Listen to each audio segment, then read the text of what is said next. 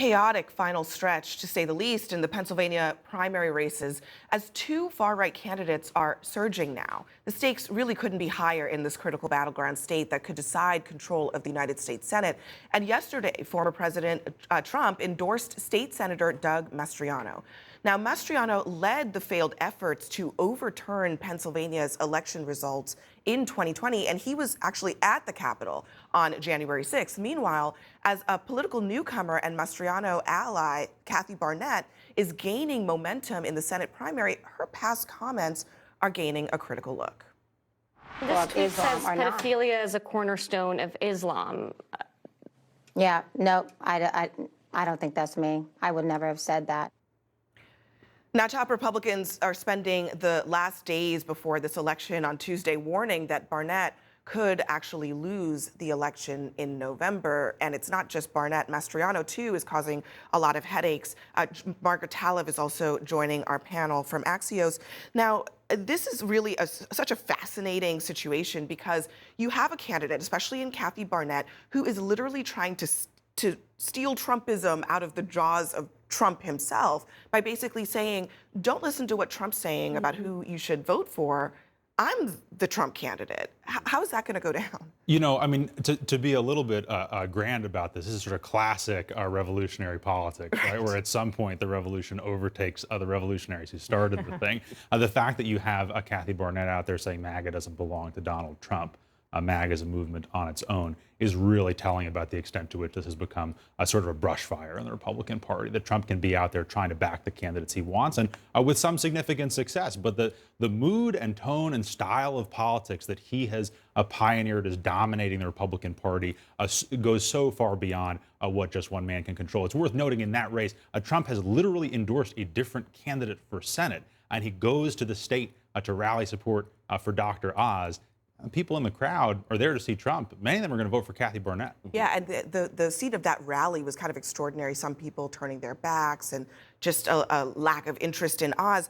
But the thing about Barnett also is how she is coming onto the stage at a particular moment. Her biography has become center stage around the time that we are talking about Roe versus Wade and abortion. Listen to this Club for Growth, which endorsed her, by the way. Listen to their ad introducing her to Pennsylvania voters. I grew up on a pig farm in southern Alabama, no insulation, no running water. This country allowed a little black girl to claw her way from underneath a rock. But that America, with all those opportunities, is fast coming to a close.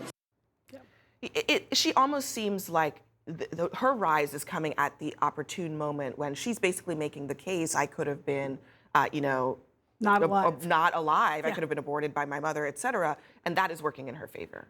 It's a tremendously powerful ad if you haven't seen the ad before. And if that were the entirety of the record that she were running on, it would be very difficult for anyone to stop her, not just in the primary, but perhaps heading into November, depending on who turns out to vote. But of course it's not. There's a lot more there. It's not. And the challenge is that from Islamophobia to just a number of past positions, statements, like she will run at some point on the entirety of her record. And many Republicans believe that that she would be a massive liability for their party in a general election. And so you do have now this kind of ultimate test of what is the lasting power of Donald Trump's legacy. Is it about people still rally around him in the Republican Party? The base still very much rallies around him, but not necessarily what he says. And I think there are, and not necessarily the candidate that he's backing, and whether it is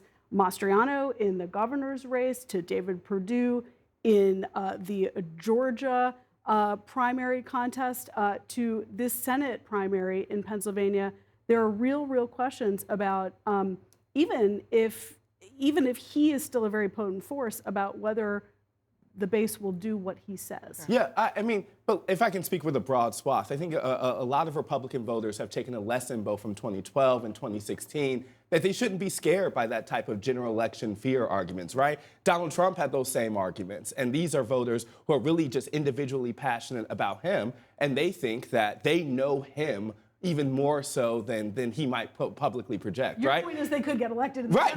They don't actually believe that there will be a problem. Perhaps that they could get elected. But if you are a Democrat, nationally or in the state of Pennsylvania are looking at this race.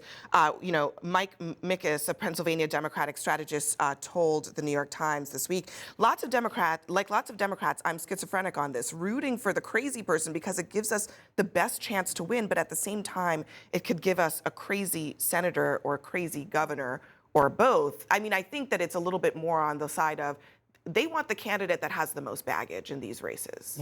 I mean, wouldn't that be something if we had a crazy senator? No, but in all seriousness, look, like I think there are states where if Republicans nominated somebody with Kathy Barnett's profile, they would still stand a pretty good chance of winning. I think Pennsylvania is a pretty closely divided state, and I think that the fact that it's happening there in both the Senate race and the governor's race is what is so alarming to Republicans, because Pennsylvania is not a right-wing state. It's not a left-wing state either, but it's a place where Republicans ought to be able to win at least one and maybe both of those races this year. And you were looking at a very plausible scenario where on Wednesday morning, they will wake up deep in the hole in both races. Going into, the governor's race is going to have major implications for 2024. And if Democrats win that race in a walk, that's a giant blow to whoever the eventual Republican presidential candidate is. And I think nationally, Republicans also have some concerns that if there is supposed to be a counter to President Trump and a counter to, say, the MAGA philosophy, if it cannot exist in the state of Pennsylvania, then really where can it exist within? I do want to raise it on the Democratic side. There is a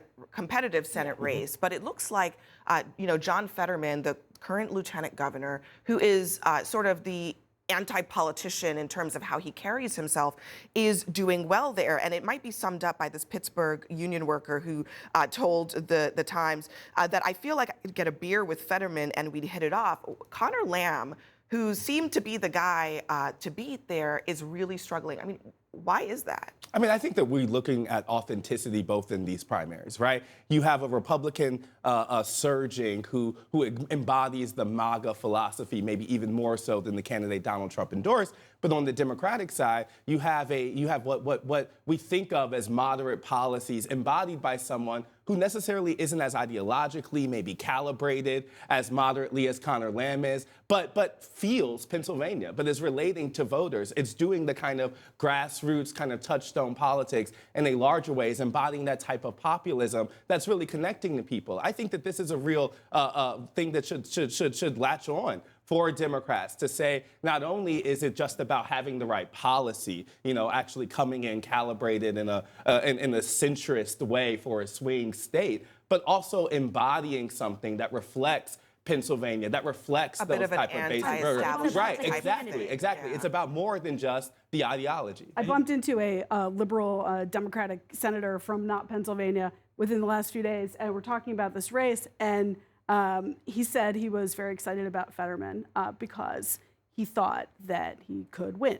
Okay, and that's what we're talking about here is electability. Yeah. Right. I mean, at the end of the day, it's a question of can you win? I mean, perhaps some Democrats have concerns about Fetterman, but he's clearly resonating with Pennsylvania voters at the moment. We'll see how it turns out.